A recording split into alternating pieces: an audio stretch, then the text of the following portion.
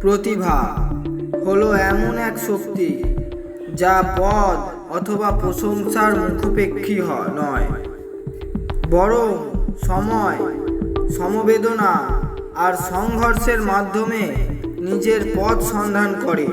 সময়ের অর্থ হলো তা সেই হস্তে পক্ষীগত হওয়া যে তার মাহাত্ম্য বোঝে। একটি সাধারণ বাঁশি ঠিক যখন একটি দক্ষ হাতে পৌঁছয়, তখন তা কেবল একটি বাঁশের টুকরো হয়ে থাকে যায় না, একটি রাগ, ভাবনা আর জীবনের মধুর স্রোত হয়ে ওঠে। ঠিক সেভাবেই প্রতিভার ক্ষেত্রেও বোদ্ধা ব্যক্তির স্পর্শের মাত্রই তা সামান্য থেকে অসামান্য হয়ে ওঠে।